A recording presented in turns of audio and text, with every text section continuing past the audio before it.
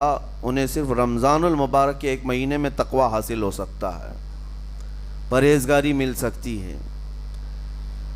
یہ شہر طاعات ہے، شہر عبادات ہے۔ شہر کا مطلب مہینہ ہے عربی میں۔ اور دیکھیں کتنی سہولیات تمہارے لیے رکھی گئی ہیں کہ شیطان کے وسوسوں سے محفوظ رکھا گیا، کہ تمہیں مہینہ بھر شیطان اور اس کی ذریت سے، اس کے حملوں سے بچا کر رب تبارک و تعالیٰ نے اس مہینے میں رکھا ہے۔ تو اب میرے عزیزو، تھوڑی سی محنت کی ضرورت ہوتی ہے تاکہ ہمارا دل پاک ہو جائے۔ تھوڑی سی اور محنت اس میں کر لی جائے تو انسان کا باطن پاک ہو جائے۔ تقوی کیا چیز ہے اور اس کا حاصل کرنا کیوں ضروری ہے، میں آپ کو بتاؤں۔ تقوی کا مطلب سب سے اہم چیز یہ ہے، اللہ کا خوف۔ یہ بنیادی چیز ہے، یہ بنیادی چیز ہے۔ اور یہ اگر بنیاد ہے تو ہر عمل میں آپ کے تقوی حاصل ہو جائے گا۔ نماز کیوں پڑھتے ہو؟ نماز ایک ڈیوٹی سمجھ کر کے پڑھتا ہے تو کوئی مسئلہ ہی نہیں اس کا، یعنی وہ ڈیوٹی ادا کر رہا ہے۔ لیکن نماز میں اگر خوف خدا ہے، اللہ کے ڈر سے پڑھتا ہے، یہی تقوی ہے۔ روزہ کیوں رکھ رہا ہے؟ سب محلے میں رکھ رہے تھے، ہم نے بھی رکھ لیا۔ روزہ اس لیے رکھ رہا ہوں کہ لوگ برا نہ سمجھیں، یا اسلام کا ایک حصہ ہے۔ اتنی ہی نیت تھی تو پھر اس نے روزے سے کچھ حاصل نہیں کیا، لیکن اسی روزے کو اللہ کے خوف سے رکھا، یہی تقوی ہے۔ تو خوف خدا، اللہ کا خوف آ جانا ہر عمل میں، یہی تقوی ہے۔ اور اگر یہ چیز نہیں ہے تو انسان بہت بڑے بڑے گناہ بھی کر جاتا ہے، اسے ڈر نہیں لگتا۔ روزہ چھوڑ دیا، اسے کوئی خوف ہی نہیں ہے، بلکہ دھڑلے سے لوگوں کے سامنے کہتا بھی پھر رہا ہو کہ مجھے یہ سب چیزوں میں وشواس نہیں، یقین نہیں ہے۔ یہ باتیں اس زبان سے آتی ہیں جس کے ہاں اللہ کا خوف ہے ہی نہیں، اللہ کا ڈر نہیں۔ اسی لیے قرآن میں اللہ نے فرمایا لعلکم تتقون، تم پر روزے اللہ نے فرض کیے ہیں تاکہ تمہیں تقوی مل جائے، اللہ کا خوف۔ اور یہ کتنی اہم چیز ہے میں آپ کو بتاؤں، خوف خدا۔ خوف خدا کا مطلب کہ اللہ کا ڈر، اللہ کا خوف، یہ تمہاری پوری باڈی کو صحیح کرتا ہے، اندر سے بھی باہر سے بھی۔ خوف خدا، تم ہر قدم پر اگر یہ سوچتے ہو کہ میرا رب مجھے دیکھ رہا ہے، جیسے کہ آپ کو پتہ ہے حدیث پاک میں حضور صلی اللہ تعالیٰ علیہ وسلم سے پوچھا بھی گیا احسان کیا ہے، یعنی نیکی کس کو کہتے ہیں؟ حضور نے فرمایا تم نماز ایسی پڑھو یا عبادت ایسے کرو جیسے تم اللہ کو دیکھ رہے ہو۔ اور اگر یہ نہیں ہو سکتا تم سے تو اتنا احساس تو رہے کہ اللہ تمہیں دیکھ رہا ہے۔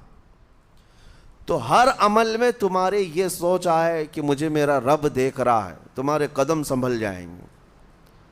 آج آپ مسجد میں بیٹھے ہیں، ادب سے بیٹھے ہیں، حالانکہ ایک آدھے گھنٹے کے بعد جسم کو پھیلنے کی حاجت ہونے لگتی ہے، تھوڑا پیر پھیلا لوں، پیٹھ کو ٹیک دے دوں، نہیں کرتے آپ، اس لیے کہ آپ کو احساس ہے کہ امام صاحب دیکھ رہے ہیں، مفتی صاحب دیکھ رہے ہیں، یا پھر مجمع میں لوگ دیکھ رہے ہیں۔ تو یہاں پر ہمارے دیکھنے کے احساس سے آپ کے پیر نہیں پھیلتے ہیں، آپ پھیل کے نہیں بیٹھتے۔ تو ہم میاں نہ سزا دینے والے نہ جزا دینے والے ہیں۔ یہی احساس اگر اللہ کے دیکھنے کا ہو جائے کہ میرا رب مجھے دیکھ رہا ہے، تو پھر آپ کو کسی نگرانی کی ضرورت نہیں، کہیں کسی سی سی ٹی وی کی ضرورت نہیں۔ اللہ کا خوف اگر بندے کے دل میں آ جائے، وہ ہر لمحے، ہر گھڑی، ہر علاقے میں محفوظ رہتا ہے، اپنے آپ کو محفوظ رکھتا ہے۔ میرے عزیزو، 4 سال کی عمر ہے امام اہل سنت فاضل بریلوی رحمۃ اللہ علیہ، امام محمد رضا خان رحمۃ اللہ علیہ، 4 سال کی عمر میں روزہ رکھ لیا۔ گرمیوں کی شدت تھی، گھرانہ علمی گھرانہ ہے، باپ بھی بڑے عالم دین، دادا بھی بڑے عالم دین ہیں۔ 4 سال کی عمر میں روزہ تو رکھ لیا، اور جب تھوڑی دوپہر ڈھل گئی، اچھوں کی حالت دھوپ کے دنوں میں خراب ہونے لگتی ہے، تو شام ہونے کو قریب تھی کہ ایک کمرے کے اندر دادا محترم نے پوتے کو بند کر دیا اور کچھ پھل فروٹ ساری چیزیں اندر رکھ کر کے دروازہ باہر سے بند کر لیا. کہا بیٹا کھا لینا، میں کسی کو بتاؤں گا نہیں، کسی کو نہیں بولوں گا. 4 سال کی عمر ہے، تمہارا روزہ بھی رہے گا، کھا کر کے تھوڑا پیٹ ہلکا کر لینا. تو یہ دروازہ بند کر کے دادا محترم چلے گئے. کافی دیر کے بعد دروازہ کھلا تو وہ پھل فروٹ ویسے کے ویسے ہیں، بچہ ویسے ہی بیٹھا ہوا ہے. امام احمد رضا رحمۃ اللہ تعالیٰ علیہ، 4 سال کی عمر کی بات کر رہا ہوں. دادا نے آ کر پوچھا بیٹا کھائے نہیں؟ دروازہ بند کر لیا تھا. تو 4 سال کی عمر میں مولانا امام احمد رضا کہنے لگے کھا تو لیتا لیکن ہر گھڑی میرا مولا تو دیکھ رہا ہے، جس کے لیے روزہ رکھا وہ تو دیکھ رہا ہے. یہ ہے تقویٰ، یہ ہے خوف خدا، کہ اگر یہ کسی کے دل میں بیٹھ جائے، اسے لوگوں کو دکھانے کی یا لوگوں کے اسے دیکھنے کی کوئی ضرورت ہی نہیں. میرے عزیزو، تقویٰ حاصل کرنے کا یہ اتنا بہترین راستہ ہے، اتنا بہترین راستہ ہے. آپ روزہ ہیں، کس کو پتہ ہے؟ میں روزہ ہوں، کس کو پتہ ہے؟ یہ راز ہے میرے اور اللہ کے درمیان. آپ روزہ ہیں، یہ راز ہے آپ کے اور اللہ کے درمیان. بہت سارے موقع آپ کے پاس ہیں دن بھر میں، فجر سے لے کر عصر تک. کئی مرتبہ وضو میں جانا پڑتا ہے، باضابطہ آپ کلی کر رہے ہیں، آدھا نگل جاتے، کس کو خبر ہے؟ یا کہیں چھپ کر کے کوئی ہلکی سی چیز چبا لیتے، کس کو خبر ہے؟ اس لیے کہ یہ اندرونی معاملہ ہے، راز ہے. آپ کھا رہے ہیں پی رہے ہیں یا نہیں کھا رہے ہیں نہیں پی رہے ہیں، یہ کوئی دوسرا نہیں کہہ سکتا. آپ کے اور آپ کے اللہ کے درمیان یہ راز ہے. اور آپ بچے ہوئے ہیں، حلق سوکھا ہے شام کے وقت اور پیٹ بھی پیٹ سے لگنے آ جاتی ہے. کام کرنے والے جانتے ہیں کہ شام ہوتے ہی روزے کا اثر کس قدر ظاہر ہوتا ہے. کام کرنے والوں کو زیادہ اثر پڑتا ہے، اے سی میں سونے والوں کو روزہ کہاں پتہ چلتا ہے. لیکن اس وقت بھی وہ نہ پانی کا ایک قطرہ حلق میں ڈالنا چاہتا ہے، نہ کوئی چیز چھپ کر کے چبانا چاہتا ہے. مجھے بتاؤ میرے عزیزو، کیوں اپنے آپ پر یہ تکلیف اور اپنے آپ پر یہ زیادتی کر رہے ہو؟ آپ کو اندازہ ہوتا ہے یہ میں زیادتی نہیں کر رہا، نہ ہی اپنے آپ کو تکلیف میں ڈال رہا ہوں، یہ میرے رب کی رضا ہے، میں اسی پر قائم ہوں.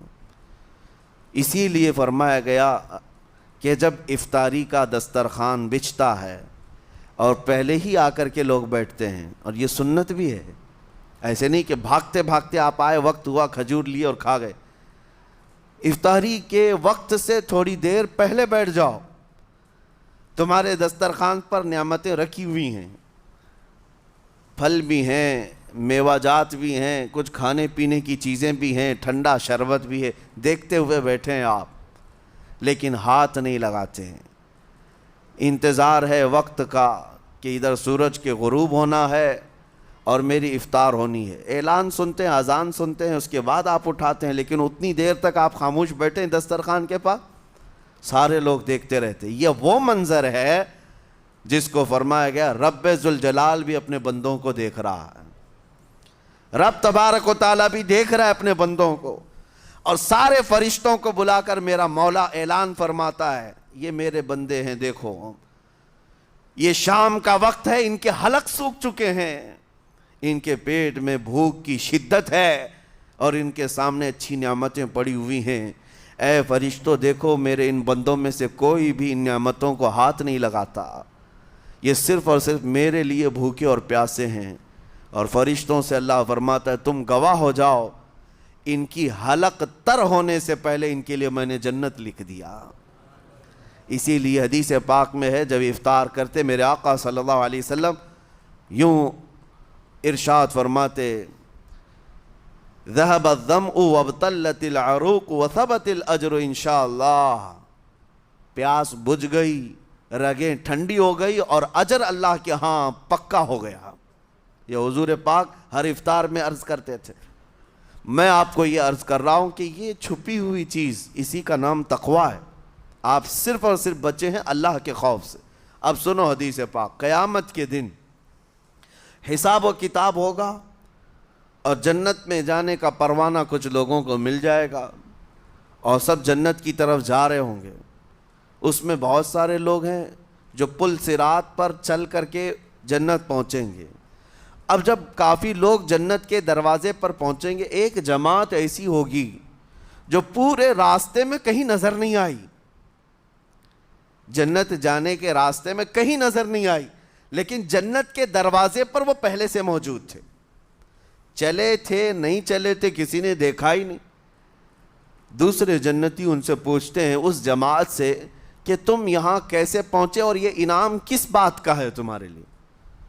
تو وہ جنتی کہتے ہیں ہمیں روزے داروں کی جماعت میں رکھا گیا، ہمارے روزے اللہ کو پسند آئے، اور آج رب تبارک و تعالیٰ کا حکم ہوا کہ ساری دنیا سے چھپ کر تم میرے لیے روزہ رکھتے تھے، دنیا کو پتہ نہیں تھا تم بھوکے ہو پیاسے ہو، اور اے بندو آج سارے لوگوں کی نظروں سے چھپا کر میں تمہیں جنت پہنچاؤں گا۔ وہ ایک جماعت ایسی ہے جو راستے بھر چلتی ہوئی نظر تو نہیں آئی لیکن جنت میں پہنچ گئی، وہ روزے داروں کی ہے۔ آج یہ تقوی حاصل کرنے کا سب سے بہترین راستہ، اور تقوی کیوں ضروری ہے؟ اب آپ کے روزے سے کچھ حاصل ہوا نہیں ہوا آپ کو دیکھنا بھی ہے، یہ نہیں کہ کیلنڈر کی طرح گنتے جاؤ، 1 ہو گیا، 2 ہو گئے، 3 ہو گئے، ہوتے جائیں گے، یہ دن تو چلتے رہتے ہیں، گنتے گنتے 20 بھی ہو جائیں گے، 25 بھی ہو جائیں گے، 30 بھی ہو جائیں گے۔ روزے گننے کا حکم نہیں، اپنے آپ کو سرچ کرو پھر تھوڑی سی ورزش کرنے کے بعد بندہ ویٹ تول کر کے دیکھتا ہے کم ہوا گھٹا ہے کہ بڑا، ہر دن دیکھتا رہتا ہے۔ ہاں، ورزش کرنے کے بعد پھر ناپ کر کے دیکھتا ہے میرے جسم کا وزن کتنا گھٹا کتنا بڑا۔ ویٹ گین کرنے والے ویٹ لاس کرنے والے دونوں بھی برابر چیک کرتے رہتے ہیں۔ روزہ رکھنے کے بعد تمہیں خود کو بھی چیک کرنا چاہیے کہ میرے اندر اب تبدیلی آئی یا نہیں آئی۔ ایک روزہ رکھا اور پھر رات کو تراویح میں کھڑا ہوا، میرے اندر بدلاؤ کتنا ہے؟ کیا اب اللہ کی آیات قرآن کی سنتا ہوں، میرے آنکھوں سے آنسو آ جاتے ہیں؟ اگر آ گئے ہیں تو اس کا مطلب ہے کہ دل نرم ہو گیا، اس روزے نے اثر دکھانا شروع کیا، اور پھر ویسے کا ویسا ہے، تو اس کا مطلب ہے کہ آپ کے روزے سے آپ کو تقوی نہیں مل رہا ہے، آپ کو تقوی نہیں مل رہا۔ خوف خدا جب آتا ہے تو انسان کا دل موم ہو جاتا، نرم ہو جاتا ہے، اور اللہ کے عذابات سے، جہنم کے خوف سے، قبر کی سختیوں سے وہ رو پڑتا ہے، اس کی آنکھیں بہنے لگ جاتی ہیں، اور جب دل سخت ہوتا ہے پتھر کی طرح تو اسے نہ اللہ کی آیتیں رلاتی ہیں نہ آخرت کا تصور اسے ہلاتا ہے۔ اسی لیے قیامت کے دن کے بارے میں آپ کو بتاؤں، نبی پاک صلی اللہ تعالیٰ علیہ وسلم کی امت کی طرف جہنم کی آگ شعلے لپکاتے ہوئے بڑھتی آ رہی ہوگی، بہت تیزی سے، قریب ہے کہ وہ جہنم کی آگ سب کو اپنے لپیٹ میں لے لیں۔ وہاں کھڑے ہوئے بہت سارے لوگ اپنے اپنے اعمال کا صدقہ پیش کرنے لگے، حاجی اپنے حج پیش کر رہے ہیں، نمازی اپنے نماز، روزے دار اپنے روزے، کہ اے جہنم ہماری یہ نیکیوں کا صدقہ رک جا۔ جہنم کی آگ بڑھتی چلی آئی، بڑھ رہی تھی۔ جبرائیل امین علیہ الصلاۃ والتسلیم حاضر ہوتے ہیں بارگاہ مصطفیٰ صلی اللہ علیہ وسلم میں، ایک پانی کا پیالہ انہوں نے پیش کیا اور کہا یا رسول اللہ صلی اللہ علیہ وسلم یہ پانی آپ اس آگ پر چھڑک دیں۔ نبی پاک صلی اللہ تعالیٰ علیہ وسلم نے وہ پانی اس آگ کی طرف پھینکا تو آگ دور چلی گئی، جو جہنم کی آگ اچانک بجھ گئی، کافی دور چلی گئی جو امت کی طرف لپک رہی تھی۔ رسول رحمت صلی اللہ تعالیٰ علیہ وسلم نے پوچھا جبرائیل سے یہ اتنا اثردار پانی ہے کون سا؟ یہ جبرائیل امین عرض کرتے ہیں یا رسول اللہ یہ آپ کے ان امتیوں کے آنسوؤں کا پانی ہے جو رات کھڑے ہو کر اپنے رب کے خوف سے رویا کرتے تھے، وہ اللہ کے خوف سے تھر تھراتے تھے، ڈر کر کے ان کے آنکھوں سے جو آنسو آتے۔ جبرائیل امین کہتے ہیں میں نے وہ آنسو جمع کر رکھے تھے اور وہ آج میں نے آپ کے سامنے پیش کیا۔ ایک آنسو کا قطرہ جہنم کی آگ بجھانے کے لیے کافی ہے۔ موتی سمجھ کے شان کریمی نے چن لیے قطرے جو گرے تھے عرق انفعال کے۔ عزیزان گرام وقار، یہی وہ تقوی ہے، یہی وہ خوف خدا ہے جس کے متعلق اللہ قرآن میں فرماتا ہے لعلکم تتقون، تاکہ تمہیں تقوی مل جائے، اسی لیے روزے رکھے گئے ہیں، روزے فرض کیے گئے ہیں۔ تمہارا دل اگر سخت کا سخت ہی رہ گیا تو روزے اثر نہیں کر رہے ہیں، روزے اثر نہیں کر رہے۔ اور ظاہر سی بات ہے کاموں میں برکت نیت سے ہوتی ہے، کسی بھی عمل میں برکت اچھی نیت سے ہوتی ہے۔ اگر کوئی روزہ اس لیے رکھ رہا ہے، جیسے بہت سارے فائدے گنائے جاتے ہیں نا، روزہ رکھنے سے کینسر نہیں ہوتا، روزہ رکھنے سے جسم کے فاسد مادے ختم ہو جاتے ہیں، نکل جاتے ہیں، ڈاکٹرز بھی مشورہ دیتے ہیں مہینے میں ایک مرتبہ، ہفتے میں ایک مرتبہ باڈی کو فری چھوڑنا چاہیے۔ تو یہ تو جسمانی فائدے تو رکھے گئے ہیں، لیکن اگر تم روزہ اس نیت سے رکھ رہے ہو کہ میری باڈی صحیح ہوتی رہے، تو گویا کہ تم تو اپنی دنیاوی غرض سے روزہ رکھ رہے تھے۔ یہ فائدے تو ملنا ہی ملنا ہے، یہ فائدے یوں بھی ملیں گے اللہ تعالیٰ کی طرف سے آپ کو، لیکن نیت وہ نہیں۔ روزہ رکھنے کی نیت یہ ہو کہ میرا رب مجھ سے راضی ہو جائے اور مجھے رب تبارک و تعالیٰ کا خوف اور تقوی حاصل ہو جائے۔ نیت میں برکت ہے، اور جن کاموں کو آپ اچھی نیت سے کریں گے اسی طرح ان کاموں میں اثر بھی پیدا ہوگا۔ روزہ رکھنے سے پہلے آج نیت یہی کریں کہ مولا تعالیٰ یہ روزہ میرے تمام برے اعمال کے لیے کفارہ ہو جائے، یہ ڈھال بن جائے۔ جانتے ہیں آپ اپنے نفس امارہ کو روکنے کا سب سے بہترین آلہ بھوک ہے، بھوک۔ جتنا آدمی بھوک کے ذریعے سے اپنے نفس کو مار سکتا ہے دوسری کوئی چیز نہیں ہے۔ آپ دیکھیں اس رمضان المبارک میں بہت ساری حلال چیزیں آپ کو حرام کر دی گئی ہیں، یعنی سحری سے لے کر افطاری تک۔ میں یہ نہیں کہہ رہا کہ شراب پینا حرام ہے، نشہ کرنا حرام ہے، وہ تو پوری زندگی بھر حرام ہے، لیکن آپ کو چاول روٹی تو حلال ہے نا، سبزے سیب پھل فروٹ تو حلال ہے، لیکن یہ حلال چیزیں بھی اللہ نے آپ پر حرام رکھی ہیں، روزے کے عالم میں نہیں کھا سکتے۔ سحری سے لے کر افطار تک یہ حلال لقمے، پانی تو حلال ہے، پاک ہے، لیکن آپ کے لیے روزے کے عالم میں حرام ہے۔ اسی طرح شادی شدہ مرد اپنی عورت کے ساتھ زندگی بھر کبھی بھی جمع کر سکتا ہے، رات میں سو سکتا ہے، لیکن حالت روزہ میں وہ حلال کام بھی حرام ہے، حلال کام بھی حرام ہے۔ اپنی عورت سے جمع کرنا حالت روزہ میں کیوں روکا گیا؟ کھانا پینا بھی حلال تھا، عورتوں کے ساتھ شباشی بھی حلال تھی، لیکن روزے کے عالم میں ان حلال چیزوں کو روکا گیا۔ تو آپ سوچ سکتے ہیں اس چیز کو، سوچ سکتے وجہ یہ ہے کہ حلال چیزوں سے آپ کو روک کر بڑے حرام چیزوں سے بچانا مقصود ہے۔